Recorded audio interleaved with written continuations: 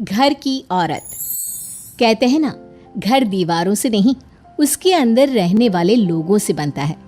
लेकिन क्या हो जब घर के लोग ऐसे हो? सारा दिन खाती रहती हो, सोती रहती हो, कोई काम नहीं है तुम्हारे पास। ऊपर से बहू के आ जाने के बाद तो तुम और निकम्मी हो गई हो। दिखावे के लिए हाथ में माला पकड़ ली है, बाकी कोई काम नहीं करती। अरे कैसी बात कर रहे हैं? अब तो बहू आ गई है, अब तो मेरी बेइज्जती करना बंद कर दीजिए। जैसे तैसे मेरी तो जिंदगी कट गई गालियाँ खा खा कर। अरे उस बेचारी को तो छोड़ दीजिए। तभी बेटे के जोर जोर से चिल्लाने की आवाज़ आती है। कहा था ना तुमसे रिजाइन कर दो, क्यों नहीं किया? और ये पर्स लटका कर कहाँ निकली? चलो कमरे में, काम करो घर का। बहू बेटे की लड़ाई सुनकर सास ससुर बाहर आ जाते हैं। सामने खड़ी होती है नई नवेली बहू रीमा। देख लीजिए माँ जी, शादी से पहले तो मेरे माँ पापा के सामने कहा था कि शादी के बाद नौकरी करने देंगे, लेकिन अब क्या कह रहे हैं? तो तुम माँ जी को क्यों बोल रही है बहू? तब उसका मन रहा होगा, अब नहीं है। पर पिताजी, उसके मन से मेरा करियर तो नहीं चल सकता ना। ससुर को बहू की बात पर गुस्सा आ जाता है। वो बेटी की तरफ देखता है। पापा से जबान लड़ाती है, रुक। ये बोलकर वो पत्नी को खींचकर कमरे में ले जाता है और बंद कर देता है। ये सब देखकर सास दुखी हो जाती है। पति के जाने के बाद सास बेटी से कहती है, देख बेटा, अब जमाना कुछ और है। तेरे पिता ने घर में औरतों की कद्र नहीं की, लेकिन तू ऐसा ना बन। शहर की समझदार पढ़ी लिखी लड़की से शादी की है तूने, उसका ख्याल रखा कर, तमीज से पेश आया कर। जा, बहू को कमरे से बाहर ले आ। लेकिन बेटा नहीं मानता और बहू कमरे में सारा दिन बंद रहती है। शाम को बेटा बाहर जाता है कि सास चाय और बिस्कुट लेकर बहू के कमरे में जाती है। बहू बेटा ये ले, चाय पी ले। रो रो कर कैसी शक्ल बना ली है बेटा। माँ जी, ये कैसे लोग हैं? आप कैसे मैनेज कर रही हैं? ऐसे थोड़ी ना होता है माँ जी। घर की औरतों को तो पिताजी और ये इंसान समझते ही नहीं। क्या करूं बेटा, मैंने तो जैसे तैसे सह लिया, लेकिन तू ना सहना।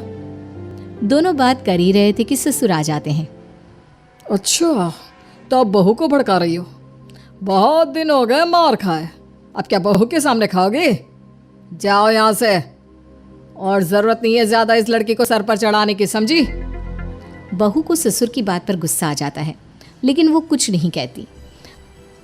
आए दिन बहू देखती है कि कैसे उसकी सास और उसके साथ उसका ससुर और पति गंदा व्यवहार करते हैं। फिर एक दिन, ये क्या बनाया है? खाना बनाना नहीं आता क्या? ये बोलकर वो खाने की भरी सारी थाली फेंक देता है।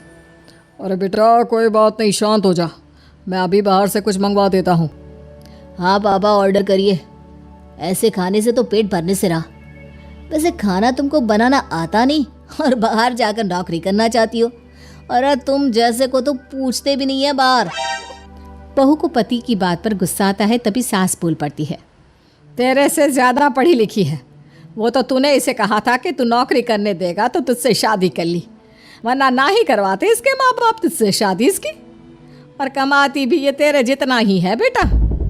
बहू हैरान रह जाती है कि जो सास खुद के लिए एक बार भी खड़ी नहीं हुई, वो उसके लिए बेटे को भी भला बुरा सुना रही है।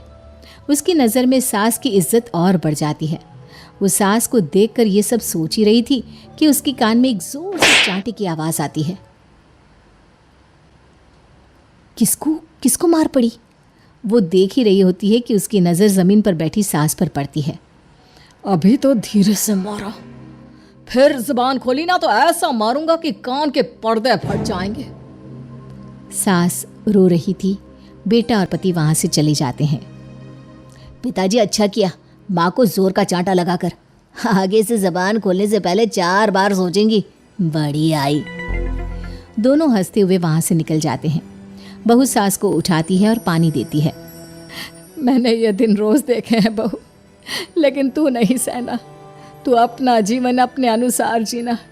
शादी के वक्त मैंने तेरी माँ से बात करने की कोशिश की थी, उन्हें बताया था, लेकिन वो नहीं मानी। बहू सास को पकड़कर रोने लगती है। वो इसलिए नहीं मानी क्योंकि वो मेरी सगी माँ नहीं है। माँ जी, जिस तरह से आप मेरे लिए खड़ी हुई है ना, मेरी माँ भी नहीं हुई। बेटा मैं तेरा भला चाहती हूँ। तू नौकरी इस घर में रहकर तो नहीं कर पाएगी, एक काम कर, इस घर से चली जा, पैसे कमा और खुश रह। माँ जी, हो सकता है कल तक मैं आपके इस फैसले को मान जाती, लेकिन आज नहीं। माँ जी, आप यहाँ इस नर्क को झेले और मैं आपको छोड़कर चली जाऊं? नहीं, कभी नहीं। अगले रोज, सुनिए, वो क्या है ना, मुझे कुछ कपड़े और गहनों की ज़रूरत है, तो ज़रा पैसे दीजिए ना। अब आप घर के मर्द हो तो पैसे तो आपसे ही मांगूंगे ना। बुरा तो नहीं लग रहा ना आपको? नहीं नहीं, बुरा क्यों लगेगा, ये लो कार्ड, कर लेना शॉपिंग।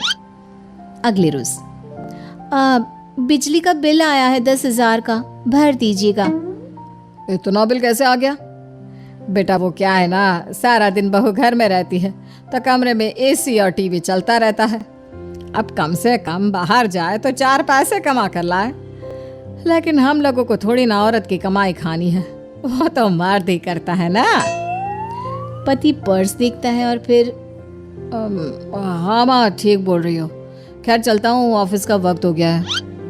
पति ऑफिस से पिता को फोन करता है। पापा, घर के खर्चे तो बढ़ते ही जा रहे हैं, ऊपर से महंगाई आप देख रहे हैं। मैं सोच रहा हूँ क्यों ना मीना को नौकरी के लिए हाँ कर दूँ, 4 पैसे ही लाएगी ना घर में। वो तो तू ठीक बोल रहा है, लेकिन ये औरत की जात, कल को 4 पैसे कमाने लगे तो यह नहीं कि सर पर चढ़कर नाचे। हाँ पिताजी, बात तो सही है, वो तो आप हैं जो माँ को मुट्ठी में रखा है, वरना मेरी वाली तो। खैर सोचते इस बारे में। शाम को पूरा परिवार साथ बैठा होता है। वो कल पनीर की सब्जी बनानी है तो थोड़े पैसे देकर जाना। और हाँ, कीर्तन भी रखा है संडे को, उसके लिए सामान की लिस्ट बना दी है, ले आना। पापा को दे दो, वो ले आएंगे। अरे पापा कहाँ से ले आएंगे, मेरे पास नहीं है पैसे वैसे। लो, पैसे ही नहीं है? मेरे पापा की जेब तो हमेशा नोटों से भरी रहती है। बेटा, लक्ष्मी को जो पूजता है ना, उसके पास लक्ष्मी रहती है।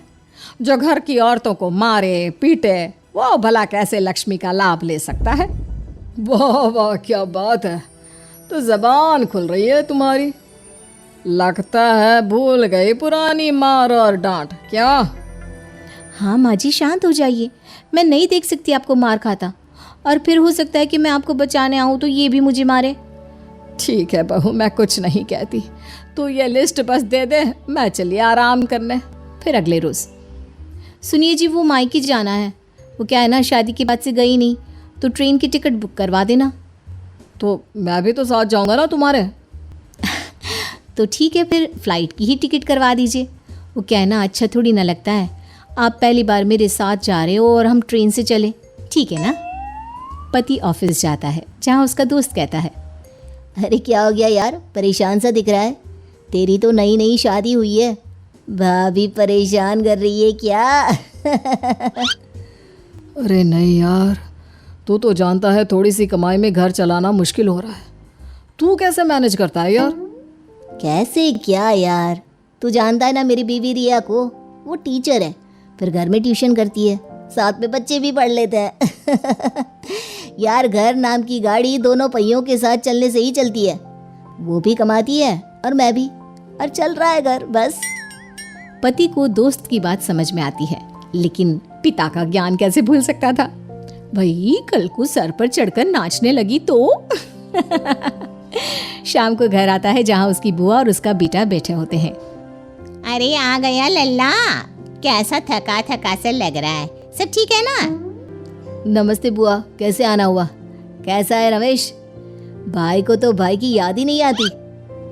अरे नहीं नहीं भैया, याद नहीं आती तो यहाँ कैसे आता? ये लीजिए मेरी शादी का कार्ड, जरूर आना। पति कार्ड खोलता है। डॉक्टर रश्मि, अरे वाह, तेरी होने वाली बीवी डॉक्टर है। और क्या भैया, आपकी बीवी इंजीनियर तो मेरी डॉक्टर। तभी वहाँ सास आ जाती है। अरे जब घर में ही बिठाना है बेचारी को, तो काहे का इंजीनियर है, तो काम वाली ही, घर का काम करती है और आराम। इतनी पढ़ी लिखी लड़की को घर पर क्यों बिठा रखा है? अरे बहू कहीं झोला छाप डिग्री तो नहीं लेकर आई है? पत्नी की बुराई सुनकर पति को गुस्सा आता है। नहीं बुआ, यूनिवर्सिटी टॉपर है मेरी मीना, और हाँ, बड़ी कंपनी में काम भी करती है। बस शादी के बाद कुछ महीनों की छुट्टी ली थी, अगले हफ्ते से ऑफिस शुरू हो जाएगा। क्यों मीना? तभी ससुर आ जाते हैं। हाँ, लेकिन फिर घर का काम कैसे होगा? और पैसे कमाने लगेगी तो सर पर। पिता की बात पूरी नहीं हुई कि बेटा, सर पर चढ़ने का हक है उसका पापा। पत्नी है वो मेरी, यानी मेरे घर की रानी, और रानियां तो सर का ताज होती है। क्यों मीना? मीना पति की बात सुनकर शर्मा जाती है। वाह बेटा, तू सही समय में समझ गया कि औरतों की इज्जत करने वाले घर में शांति और लक्ष्मी का वास होता है।